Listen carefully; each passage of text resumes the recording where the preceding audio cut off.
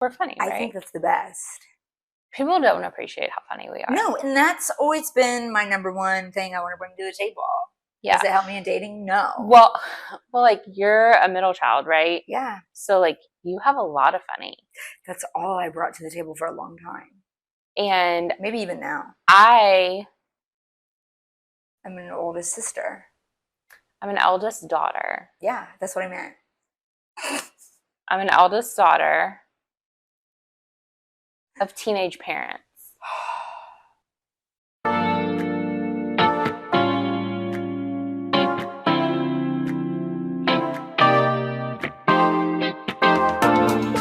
Welcome back to the Who Told You to Say That podcast, where new and improved audio. We don't know what we're trying new technology.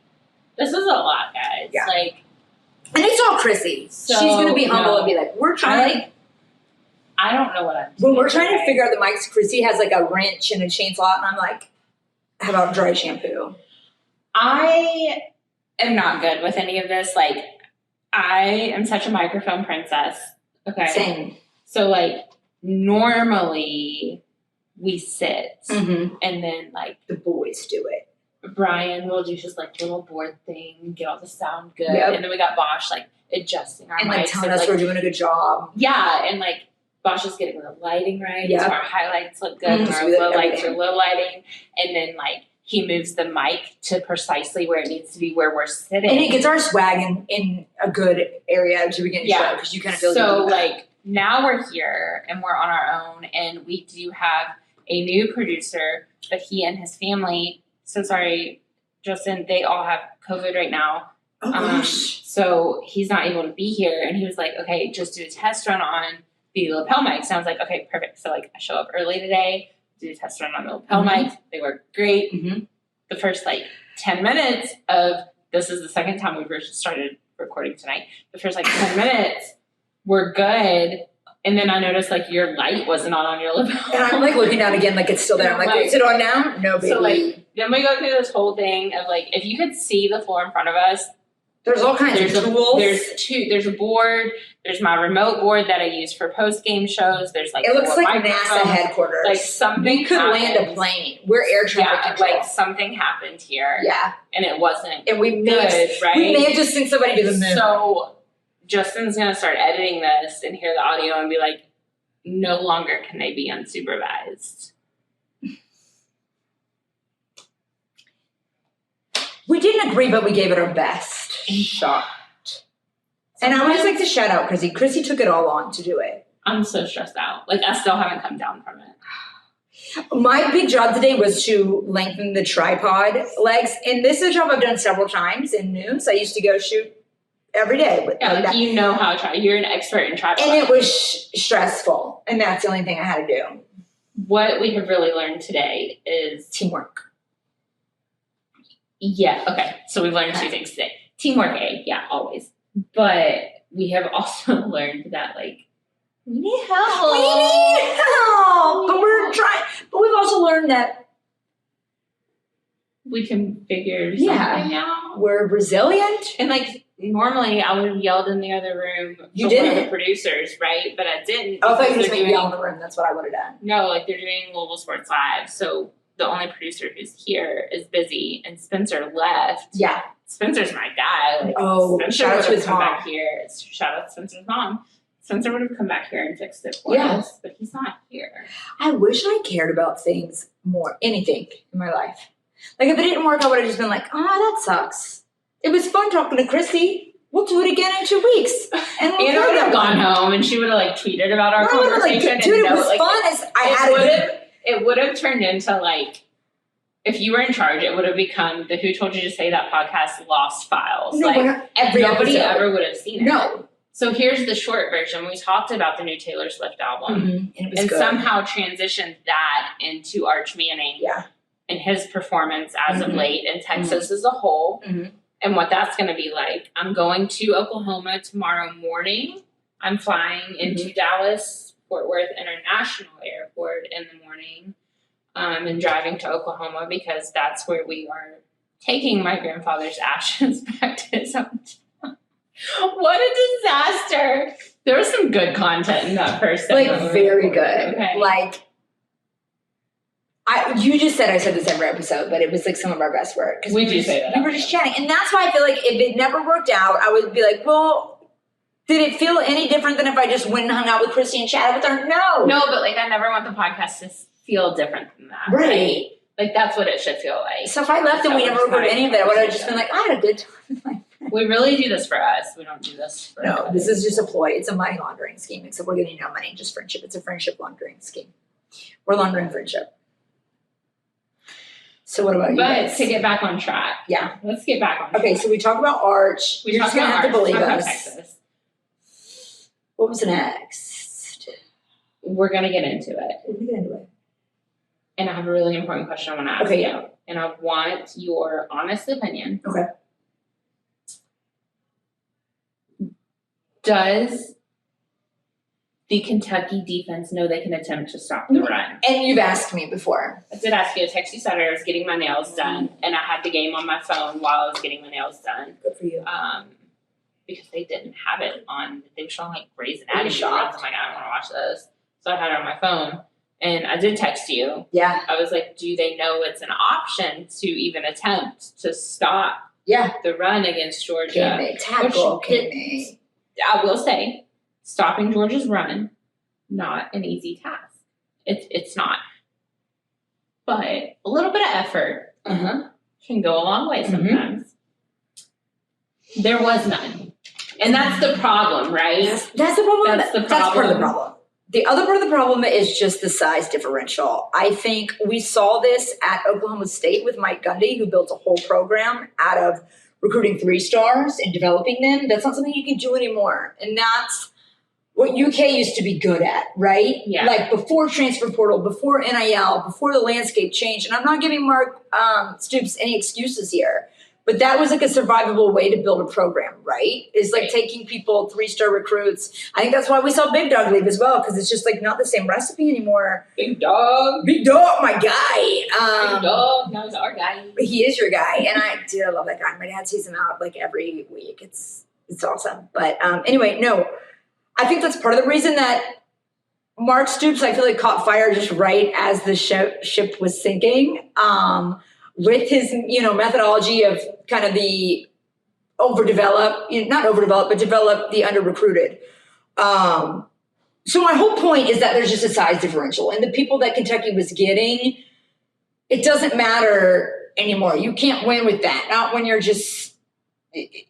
can't develop it enough. And to me, the defense looks good against other programs, but you have your top tier, top 3-5 programs, even like in Alabama, like a Georgia, even like an LSU, right? Where it looks like a JV, it looks like a little boy trying to tackle a grown man. And that's not even, I think, completely lack of effort. That's just like that. That's just not. It's different than basketball, where you can have the game of your life and you can beat a team in the tournament. The physicality is different, and Georgia has huge guys. Their physicality is different, so it doesn't matter. Like the effort is, you still are not going to win that game. Yeah, I think it. I mean, coaching could be better. Production could be better, but the list of things that could be better is very long, right? But that was the first Kentucky game this season where I was watching it enough to like take mental notes and pay attention. Because oftentimes, if I have on the Kentucky game, it's probably because there are other people at my house who want to watch it. It's kind of on in the background because I'm doing something else, right? So I'm not fully taking it in. Right. That was the first time I was sitting there. I was getting my nails done, so like I was locked in on this game, okay? And it was like everything I had seen and heard clicked all at once. And when I say all at once, I mean like in the second quarter. And Chrissy, like they looked better that game offensively than they have. They looked better than they had. Which is wild, right? Like, and just, it's just coaching malpractice. Like Cutter, I'm a huge believer in that kid. I think he goes anywhere else. You could really develop him pretty well. But the fact that even the broadcast crew is still bringing up like, oh, he didn't get many reps with first team this summer. What are you doing? It doesn't matter. It doesn't matter if he's not the starter. You have injuries all the time. So I think you saw some real chemistry with him, and I think Cam Miller was his name, the wide receiver we haven't seen a lot from, because they were both second team. It's like coaching malpractice from the top down. And but even, I mean, like, his throws looked at least on target. He's got an arm, and he made some exciting plays that we hadn't seen all season, right? You get your first touchdown from a wide receiver all season, first one. So they looked better offensively. I think they looked better. There was a little bit more promise that game than there had been. There was some momentum. There was some rhythm. And for him to put that in 2-3 games is crazy to me. But yeah, the defense looked bad. That's what usually looks good. I'd still say it's better than the Joker Phillips years, but a lot of that is because Brad White, whom I'm still shocked is still there. But yeah, I mean, nothing of it. Even if they win that game, and I felt this way last season, I think most of the fan base has come around this season to feel this way. I felt this way the Georgia game last season. That was the first game I've ever rooted against them, because it doesn't change anything, the foundation of anything that's going on. You're not going to be where you want to be just because they win that game. It's going to slow the narrative, and it's going to prolong the purgatory that you're in. But at this point, you just root to burn it all down, really. Yeah, well, and I think the fear now is Louisville saving Mark Stoops' job. Oh, 100%. And I think there's a lot of validity in that. Well, thank you for saying that, because I tried to say that this week on Retrieval, and they thought I was nuts. And I was like, the physicality. Don't get me started on these men thinking the things we say are nuts. You're okay? going to bring out them receipts, baby. And they got Retrieval for some of your takes as well. Not from you, but because he had similar ones, and they got on him, telling he was wrong as well. That's crazy to me, okay? Mm-hmm.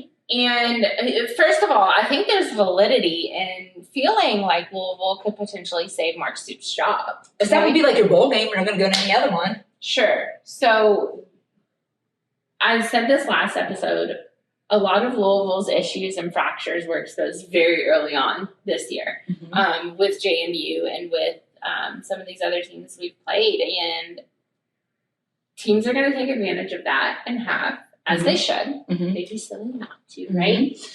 But the fear now is Louisville is not living up to the expectation, and they're looking like a team that if Kentucky starts to get it together at all, and Louisville can't get it together, especially with this offensive line, which is trash. Which is just the physicality where Kentucky's been able to beat Louisville. Exactly. You're looking at the perfect storm here for Kentucky to not even worry about that buyout, because Mark Stoops ain't going anywhere, right?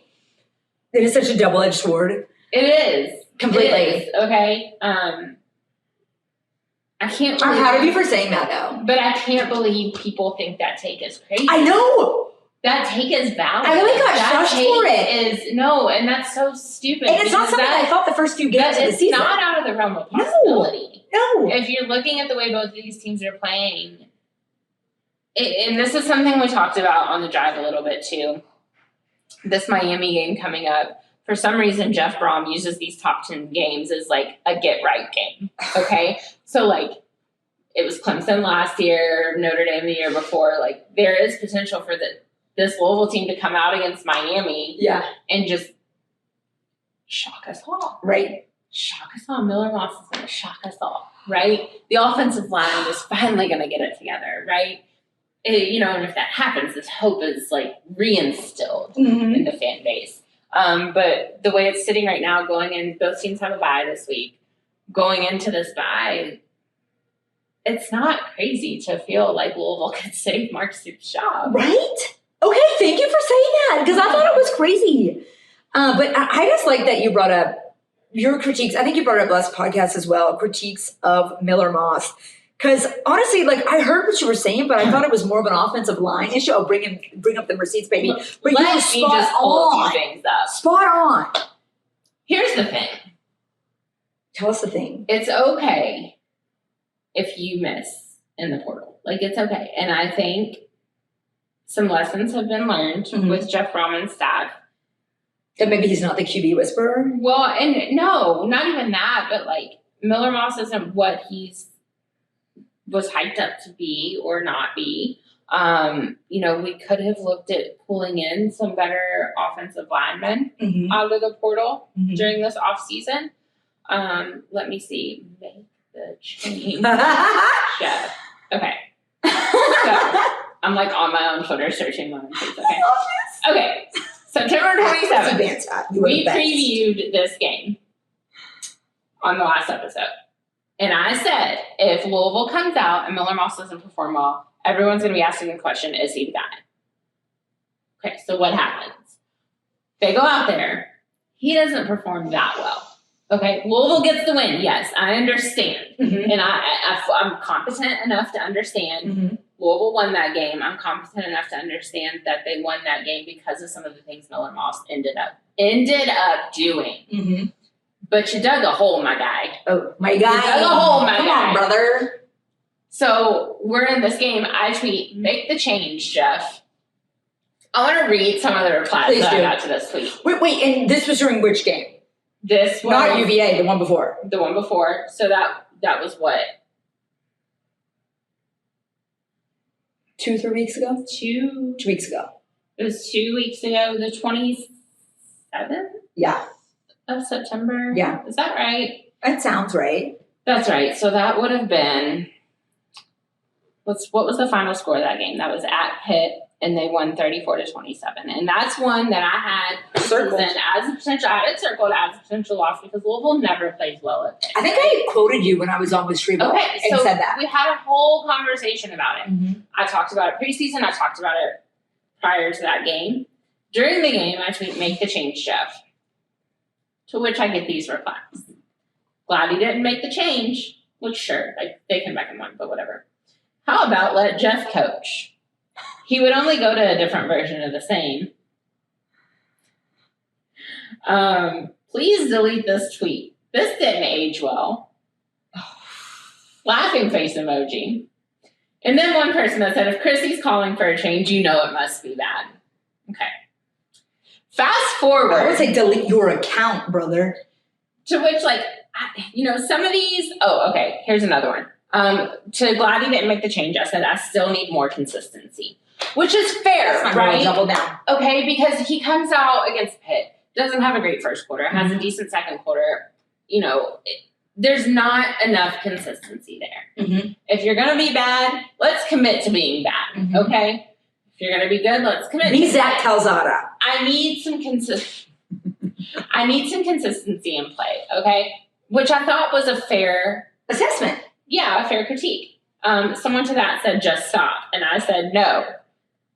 They said, go ahead and waste your breath because you know Jeff isn't replacing him if you know JB at all. Who are you tweeting that? Yeah, and then some comments about the offensive line, which, fair, that's two things can be true here. I'm not saying, me saying we need to change a quarterback and Miller Moss might not be the guy is not me saying the offensive line doesn't need to step up. Yeah. Two things can be true there because the offensive line, something has to happen there. Right. And Biscuit made a good point. He would argue that's a bigger problem than Miller Moss. Mm-hmm. Sure, absolutely. But two things can be true. You can critique both things, right? I think people were definitely blinded by that, though. I think so, too. I was when you first started talking about Miller Moss. I was like, is it more of an offensive line? But no, you were dead on. Yeah, so 4 days ago, we play UVA. I quote tweeted my own tweet and said, tap sign. Tap the sign, make the change, Jeff, right? Who told you to say that? And I need to go back and find that tweet. Please do. Because I think I like that one. Maybe I retweeted it. A whole separate tweet after this game. Oh, yeah. Me last week, make a change at QB. People in my replies, you're an idiot, you're not the coach, quit talking. My entire timeline this week, Miller Moss sucks. And did anyone circle back from the tweet before? Stop being right. I agree with you last week and this week. All because he played decent against a trash Pitt team. You have my full support. Maybe try protecting the QB, which, that's an offensive. We know that. We know that's an issue. Never a fan of Moss. He's had 2 weeks to figure this out. If he looks bad against Miami, it's time. You speak the truth. Okay. So what I want to know is, you were right last week and still very much right. I've been screaming it since week 1. Okay. So here's the thing. I tweet 2 weeks ago when they play at Pitt, we need to make a change. Miller Moss probably isn't the guy, okay? everyone's like, oh, you're wrong. And I'm like, all right, like, you guys are probably only saying I'm wrong because we ended up winning this game. 100%. Okay, so we got a little bit of blindness going on here. Come back out a couple weeks later, or 1 week later, and he looks like trash again. Like, you're seeing the same thing. Nothing's changed. But with some silly mistakes sprinkled on top. Because let's talk about him being on the ground and trying to throw that ball. Let's talk about the number of hits that he should have had in that game. Okay? So, all of a sudden, I'm right. First of all, I knew I was right. Like, I didn't need this empirical evidence. You saw the foundation of what it was. I did. I just love that all these people were quiet and didn't want to come out of the woodwork until it was, like, cool to say it. You just had the few that brought. It's like people deciding they like Taylor Swift. Yeah. Who are those people? Who said Opalite was good? But like they're who? But you're a better woman than me because I would have gone back to that original tweet and would like delete your account. Like who's wrong now? Here's the thing. I'll fight with people. Are these people worth my time? Because I can tell you right now, one of the guys that kept replying and replied to some of my other tweets about various things, he's a fish picture guy. So, like, I'm not arguing with a dude who hides behind a fish he caught out of his backyard pond using it as profile picture. Your rainbow trout. No thanks, your face isn't even in your profile picture. It's just a little cute little fish you caught. Catfish. A coolest dude on the earth. Koi pond. Know who you voted for. Anyway, I'm not arguing with those people. Yeah. They're not worth my time. I do think this is a big trend in Twitter, though, where it used to be you would have more knowledgeable takes, but now anytime somebody's tried to come at me on Twitter, I'd say the past 2 or 3 years, it's like, it's not even like a real person. It's like somebody like mentally unwell. Yeah. Yes. Or somebody mentally unwell. Yeah, like we're mentally unwell. And we are, with this no discrimination. We also believe in therapy. Yes, and we also have some fire takes. Like, we're not completely delusional. Yeah. I'm like, I believe in therapy. I need to go to a therapist very badly. Just a little too. I'm going to do it. But I'm not delusional when it comes to Miller Moss, and I'm not delusional when it comes to this offensive line needing to get their shit together. Yes. We can cuss on our podcast. We can't cuss on our podcast. Say it. Shit. They need to get their shit together. Right? But that doesn't mean you have to be in love with Miller Moss. No, I don't. I don't. And I'm sorry, I'm not going to be. Until he comes out and proves to me that I should be. He hasn't given me enough at this point. I feel like you could take this a lot of the different directions. Like, I feel like people are like, just like UK fans are being like, my apologies to Devin Leary and Brock Vandegrift and Will Levis. And, like, I feel like I've seen some, like, my apologies to Teller Shuck, like, it wasn't you, dude. But, like, I feel like this is kind of a reckoning season for Jeff Brohm. It's like, he had a really great schedule the first year. I think he overachieved. Not in the bad. Like, I think it was a great first season, his first year here. Okay. But now when you see problems persist, especially at that quarterback position that you've really been branded by, right? Like the QB whisperer. Right. Is this the year that it gets real for him? Not a reckoning, but like, is this the year that it gets real, that you have set real expectations about what the weaknesses are and your chances of overcoming them? How the season has played out to this point, because optimism was so high heading into the season, and it is an easier schedule this year. I mean, you play Miami, but how the season has played out so far, and this is not rivalry, has that changed your like ceiling of what you think Jeff Brohm will do each year? Maybe. Yeah. Maybe. Yeah. I think there's still a lot of questions. I think we're at a point now where we're past the honeymoon stage, okay? And now we have to break down, okay, what lessons has he learned with the transfer portal? Right. How is he adjusting his coaching style and the way he play calls based on what he has? Because this year's a perfect example. The offensive line is failing. Miller Moss can't be the quarterback he should be with this offensive line, and in turn, that changes the way Jeff Brohm has to play call on the sidelines, right? So it's this trickle-down effect. How do you adapt? So what is he doing to fix problem A that helps fix problem B that helps fix problem C? So, as far as ceiling goes, I think it's still there. I think Yeah, it's yeah, okay to still, I think, yes, he does have the capability to be a CFB coach. Like, Yeah. I think he can make it to the college football playoffs at some point. Right. Not now. Right. Not this year. Yeah. I think. Ask me again after we beat Miami. Like, Okay, sure. Expectations set. No, I would love to see them beat Miami, but I'm telling you right now, if they make the same mistakes they were making against Pitt in the first half, and some of the silly mistakes they were making against UVA last week, Miami's gonna dog walk. Yeah, Wow. I think we just hit on like the biggest crux of people's complaints with coaches. Like, I don't think it's like necessarily losing or philosophy or you get a bad quarterback. It's like, I think most fans anywhere are pretty reasonable. This whole thing with Stoops is, how do you get better? We don't want to see the same problems again and again. Like, how do you improve the offensive line? It's like, how do you adapt and make changes? I know easier said than done. You say, I don't call the offense. Yeah. Like, that's not the You have such a role in it. It's like, take accountability, and at least when you get to the point of not validating fans, not that you work for fans, but not validating any of the concerns that people with eyes and ears have, right? Like, I think that's the crux of when you lose like a fan base's support as a head coach. It's, how do you fix the weaknesses? I know that sounds so obvious, but it's are we going to see the same mishaps every year? I think that's why people are just finally done with Stoops. It's like, nothing changes, nothing gets better, and you're going to act like it's fine. It's gaslighting, and you know what I mean? So I think that at least if there's a valiant effort to fix the things that I think people see in the weaknesses, at least people are okay with that. You'll keep support.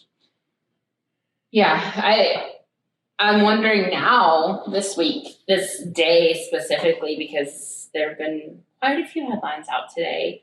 Who is more done with their head coach, Kentucky or UNC? You gotta be UNC, because it was the freaking circus from day one, and you were canceling your Hulu documentary. It doesn't even seem I like have takes on that, by the way. I can't wait to hear them. So the Hulu documentary, like, you could almost hear me on the drive this afternoon going back and forth between these two opinions. Mm-hmm. It's one of two things, right? First of all, whoever negotiated that deal and gave up all that creative control, you're an idiot. And if you're a first-year head coach doing that, idiot. you're not serious. You're not serious. You're not serious. Yeah. No, I don't care if you're Bill Belichick. Mm-hmm. Spencer's not here. He can't hear me. I don't care if you've got 6 Super Bowl rings. I Don't don't care. Those are Tom Brady's, not Bill Belichick's. I'm a little bit salty with Patriots this week too, by the way.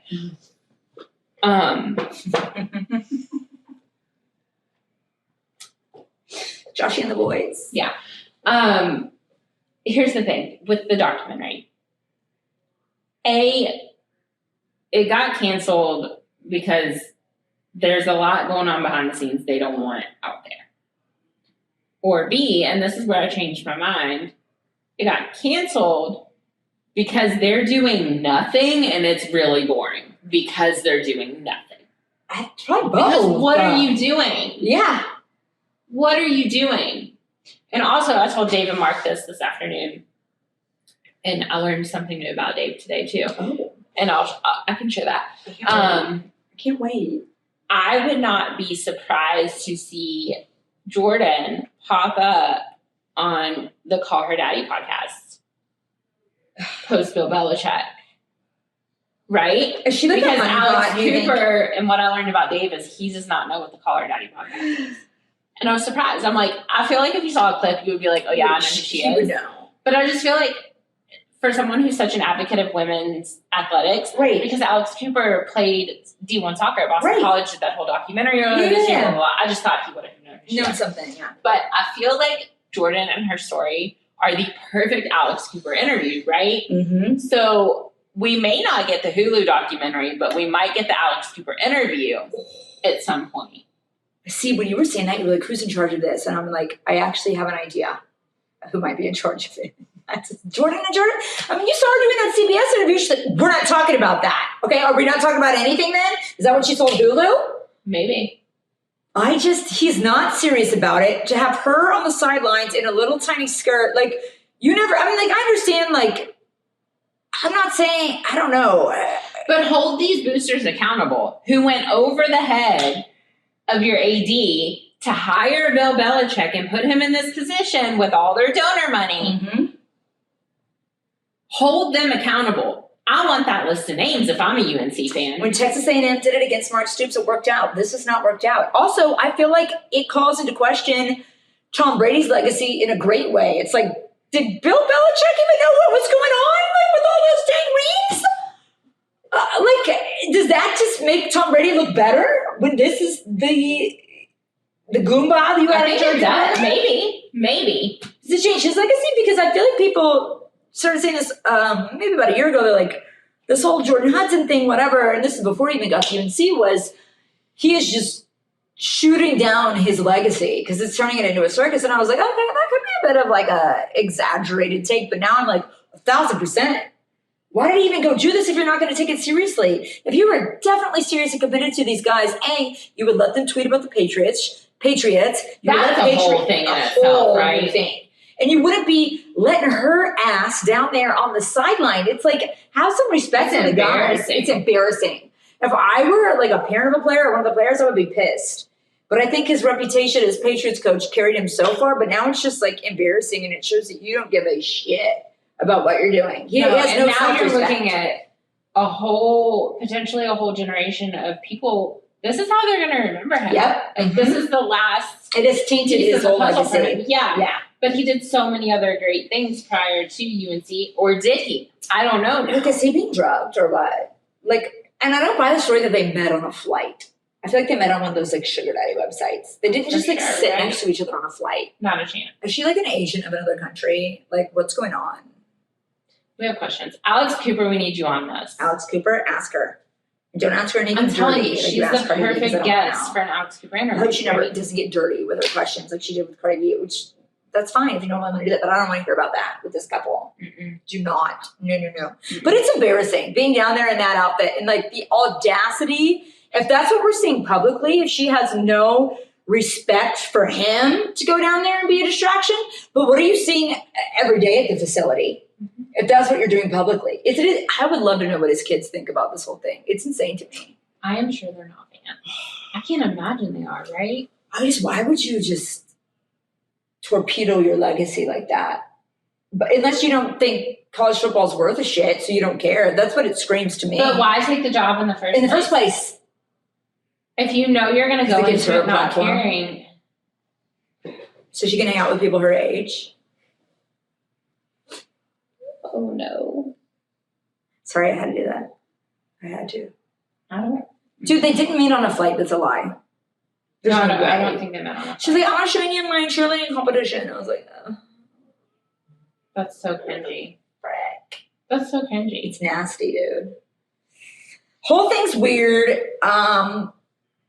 Yeah, I just hope. Yeah, God love Mac Brown, right? Mm. That guy had it going on there. I mean, compared to what's going on now. We're going to switch gears. Okay. Skirt. I'm ready. Put it in Put on reverse, reverse. That's what I was gonna say. Terry. We have more WNBA drama. We do. First of all, we are mid game 3 of the finals right now. I don't know the score. I don't really want to check right now. But there's a lot happening, and there's a lot that has happened. Let's do ASMR. Everyone agrees with me. If you are not caught up on what's been going on, first of all, what have you been doing? Because it has been everywhere. CBA, the WNBA CBA is set to expire October 31st. So they're mid-negotiations. There's a lot going on. There's been a lot brought into question lately with the leadership of the WNBA, where they're investing, more so where they're not investing, and how that's been affecting the players. Fee came out during her exit interview, which, first of all, these exit interviews this year have been insane. She goes up to the stand prior to letting any media member ask questions, comes out there with a 2-page statement calling out the leadership of the WNBA in a way that we're going to look back on this and say that was a pivotal moment in sports history, not just women's athletics, not just the WNBA, in sports history, because I think what she did set a precedent 100%. for things to come across the board. Yeah. When it comes to the players and standing up for themselves and feeling like they can speak freely enough. Now she gets up there and she's basically like, I don't give a shit what happens to me. I'm going to say what I have to say because it's the right thing to do. Yeah. And that's what she did. What are your thoughts on everything she had to say? It was so controversial when it came out, but I think she got so much support from from fellow players. She got support from athletes in different leagues. There was a lot of support for everything she had to say. What did you think of what she had to say? Well, first of all, what I loved was her tone, because the way she said it, everything was true. I don't think she said anything that was jaw-dropping. There was no allegations that anybody was like, oh, she said what we were all thinking. It wasn't anything that was like, oh, like I never knew that. The leadership was so bad. I think most people who've watched the WNBA know that it's been run like a complete joke. It feels like a joke of an organization, and that's not because of the talent that's there or the players. It has to do with the whole scheme of it from the ground up, and I think a lot of that has to do with how seriously it's taken. Not that it's due to other things as well, but when you have leadership that's not even taking their workers, their employees seriously, how can you go out there as a league and just fully confident that, like, hey, we're here to make a great statement, right? And that's nothing on the players. I think it goes leadership down, but I loved her tone because everything she said was justified. And I'm glad she said it. And the response from the league says way more to me from Cathy. Yeah, so I actually wrote down a little bit on these very bright pink Post-it notes. Some of the things that were said specifically, and I wanted to make sure I got the quotes right. So Fee gets up there, makes this 2-page statement, calling out the leadership, calling out, they're not taking care of the players, which has been proven. And you see, even Angel McCoughtry goes on Twitter after the statement's out there in public, and everyone hears what she has to say. And she says, a lot of this is coming down to not just them being paid more money. Right. There are so many other things, like investments in making sure officials are out there doing their job and doing it properly. Because what you're seeing is the physicality of the game is coming to a head with the lack of competent officiating on the court. People are getting hurt. A lot of people are getting very seriously hurt. And even Angel McCoughtry said, my injury was a direct effect of this lack of investment in making sure we have properly trained officials who are watching out for us and calling the right calls when they need to. And she said her career was never the same, and it wasn't. And there's so many other people. I mean, Fee's a good example herself. She tore so many ligaments. And when she came out, she said at one point that she was like, I'm sorry, I'm out of breath. I had to walk near my boot. Like, I'm so tired. And you just see player after player, injury after injury. And it's the lack of acknowledgement and caring on where they're investing these dollars, right? Because the WNBA has exploded over the last few years. You call it the Caitlin Clark effect, call it whatever you want to call it. Game 1 had, what did they average?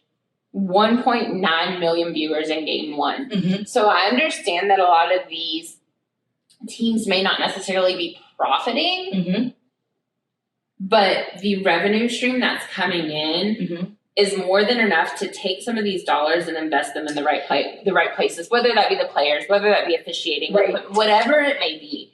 You have the resources to do so now. And we're going to get to the media rights deal, which the media rights deal has locked in that they'll be operating in the black for now on, right? So for Cathy Englebert, who is the WNBA commissioner, to even get up there and act like they don't have the resources to put these dollars in the right place.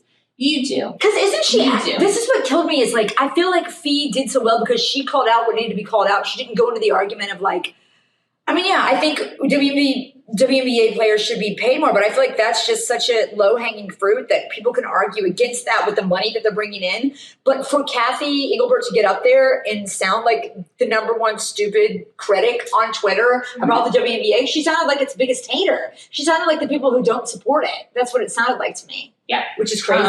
One thing Fee called her out for saying is the players should be on their knees thanking their lucky stars for the media rights deal she locked in for them.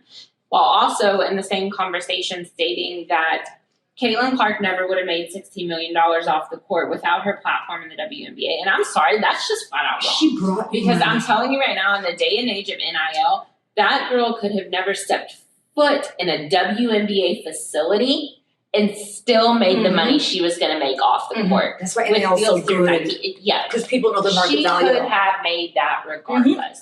So she could make more overseas too. Yeah, don't stand up there and tell me that she's only making that money off the court because of the WNBA. College made her a star, not the WNBA. Not true. Yeah, that's not true. So after this, the commissioner always makes a statement prior to game one of the finals. Cathy gets up there, makes her statement, and basically says that she misconstrued their conversation, blah, blah, blah, blah. They had a meeting set this week. They're in the middle of negotiations. If you don't know much about Fee, like, she's one of the founders of Unrivaled, which is 3-on-3, which a lot of these WNBA players are playing in. Right. And they're making money, and they're successful. They're expanding right now. I love that because so she's she making knows. steps to, I think Fee was the right person because she knows what goes on behind. And she's put in the She's work not just a to player. Like, she knows contribute what back to players. Something like that. Yeah. So Cathy gets up there, basically calls her a liar. Fee cancels their meeting and instead goes to a one-day summit and talks to Kamala Harris about it. Good. And you know what? Good for her. So now we're in a place. CBA is set to expire October 31st. Adam Silver, who is the commissioner of the NBA, has said, they'll get it done. They're going to get the CBA done. It may not be by the deadline, but a lot of relationships are going to have to be repaired. Yeah.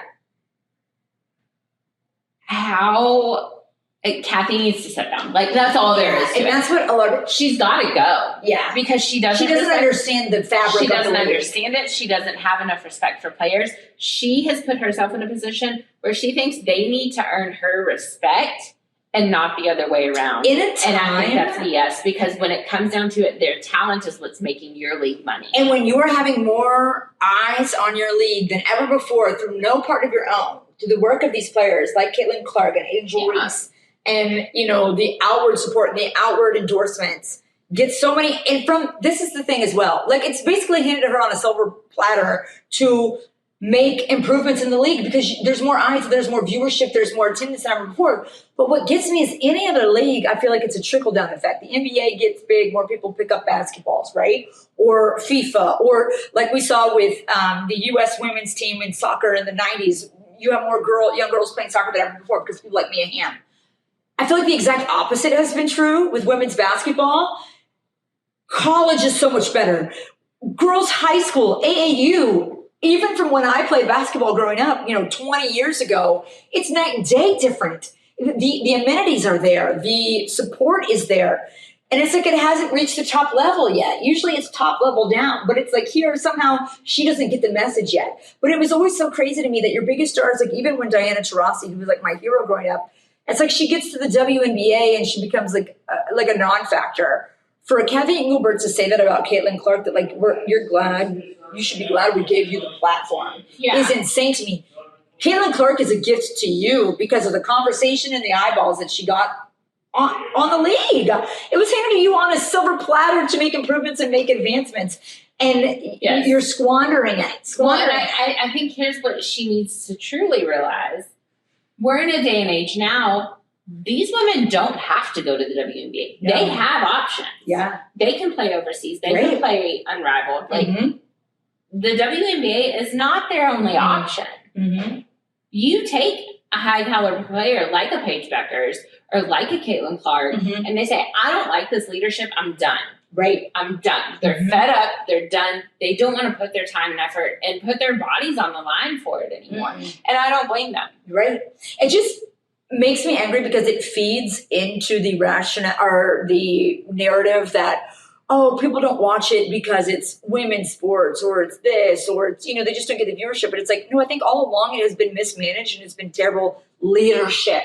And you can admit that. And I think that has done it a disservice. And you're just giving critics more firepower. Like, is she a critic of her own league? Like, maybe you should be a little bit so you can make it better. But what she's doing is totally different. Like, it doesn't sound like she is actually in support of the whole reason she should be doing it is to support the people in the league. Absolutely. And it just feels completely like she's holding him back, which you think that's going to turn any critic into a fan of it? You think it's going to get you more viewers? No. More people would turn away if they think that that's what it's about. So that's so unfortunate. And I just feel like the WNBA has had a hard path from the beginning because it's been completely mismanaged. There's no way countries like Russia and other places that you go over there and in one summer, one off season, you make more money than you do here. We're supposed to be a bastion of women's rights and women's freedoms and women's sports. And okay, well, we know that's not true. Women's exposure, right? But it's like, but yeah, you're right. You know what I mean? Like more so than like other places where people go play and make more money. So that to me just seems like it's been completely mismanaged, especially when just 2 years ago, the women's Final Four and women's tournament was getting higher viewership than the men's. Yeah. It's like you were given a gift and have completely fumbled it. It's so bad. I'll be interested to see what happens throughout the remaining duration of the CBA negotiations because they're running out of time right now. Yeah. Right. So I'll be interested to see, especially... See, game 3 is tonight, so it's just a matter of days. Because if we're being honest, I think Vegas is probably taking this thing in 4. They're just that good. They're that good. Dana Evans went off in game 1. Asia Wilson, 4-time MVP, like for a reason. We've got. I think her and I think I wrote this number down too. Did I write this down? Yeah, so Jackie Young and Asia Wilson in game 2 had 60 of Vegas's 91 total points. Jesus Christ. And Asia had 14 rebounds on top of her 28 points. So I think they're taking this thing in 4. So you're talking about after this week, focus is all moving to that CBA and those negotiations and what Cathy Englebert's going to do and what these players are willing to budge on because something has to change. Yeah. Whether that's the leadership at the top or, them actually being more supportive of their players. And we'll see what happens moving forward. And I think also you're running out of time because you had the excitement in the overplayed Angel Reese, Caitlin Clark thing. And it's like the excitement of Caitlin Clark and Angel Reese taking all of the eyes from their college seasons to the WNBA and their rookie seasons. Well, that's, waning now. We know what they look like in the league. You're not going to draw as much attention. It's not as big of a story. So you're not going to have names like that every year come in and make a huge splash and get more eyes than ever. And it's like, what are you doing to keep that going? And it doesn't sound like they're doing much. Yeah, I mean, this upcoming draft class is going to be really, really good because you're talking about the likes of, the Flageys. Yeah, and not that the talent isn't there. No, the talent's always been there. But the talent needs the support from the league. Right. So because the talent has always been there for the whole time. Oh yeah, I mean that wasn't anything new. Kelsey Tons of the world have always been Yes. there, but it's a matter of getting the right support from the league, and I hope they choose to move in the right direction with this because I think it would be a shame if they didn't. I would love to see Renee Montgomery. Maybe she is in a bigger leadership position, but just as like a former player. I feel like she has such good insight and such good rapport. I would love to see her with a bigger leadership role within the league. I think she gets it. You need somebody like that who just gets it and who helped build the league. Heck, Fee's grandfather negotiated the independence of Sierra Leone. From Great Britain back in the 60s. Maybe, Fee's running unrivaled. Put her in a leadership position. For the WNBA. Yeah. Or shoot, let's let Unrivaled take off. Let's, And they are. let's They're have a expanding. competitor. They've expanded. They've added, I think they're up to 18. Yeah, They've grown yeah. very quickly. Like, as we've seen, I'd say in the past 5 years of women's sports, it's never been about the quality or the talent. Even though I would say it gets better each year, that's with all sports, but it's been about how you market it and how much I think even leadership respects it. It's a trickle-down effect that everyone will respect it that way. Yeah, definitely. Well, when we come back in 2 weeks, it'll be basketball season. I'm nervous. I don't know. So we are going to have a lot to break down, a lot to talk about at that time. I'm so excited. Because we will be in crossover season, which is always so hectic, but always so much fun. It's worth it. So we look forward to being able to talk about more UK and U of L basketball, more UK U of L football. I don't know if we look forward to that, but it's going to happen. We will be hopefully at the end of CBA negotiations, so we can see what takes off from there. So we have a lot more for you guys coming up. Thank you so much for listening. Please be sure to like, share, and subscribe. And I love that Anna does this at the very end of every single podcast. Why do I do it? I don't know why. I think I do it to begin, too. It's that I'm like, I'm Anna. It's just It's that millennial in me. Like, I don't know what to do. Thank you guys so much for listening. We will see you all next time.